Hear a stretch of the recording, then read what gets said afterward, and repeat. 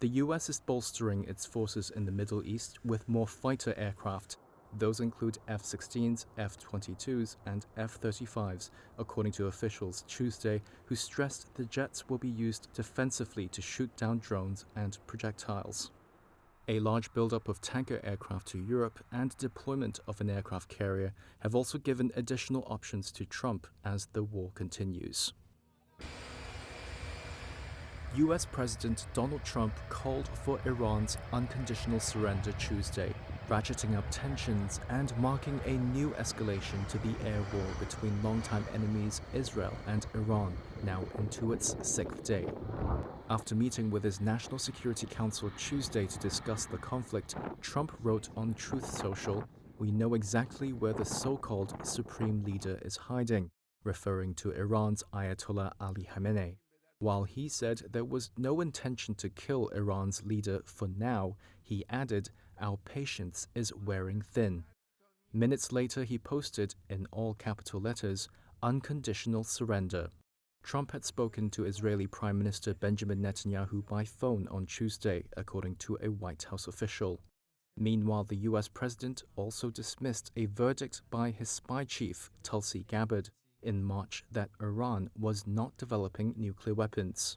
Responding to reporters on board Air Force One Tuesday, Trump said, quote, "I don't care what she said, I think they were very close to having one." In clashing with his spy chief, Trump now appears to side with Israeli Prime Minister Benjamin Netanyahu's justification for launching strikes last week on Iranian nuclear and military targets.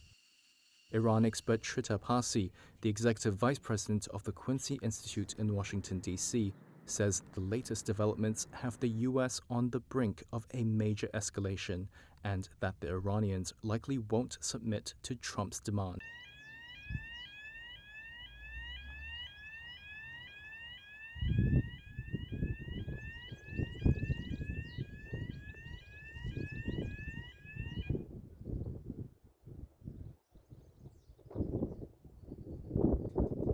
If they don't trust that surrender actually is an option, because they believe that once they were to agree to it, the Israelis would not be content with just destroying the nuclear program. They would go after the missile program, and then it would snowball to a whole set of other things.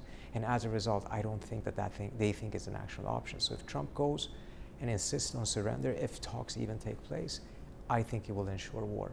Iran denies seeking nuclear weapons and has pointed to its right to nuclear technology for peaceful purposes, including enrichment, as a party to the Nuclear Non-Proliferation Treaty.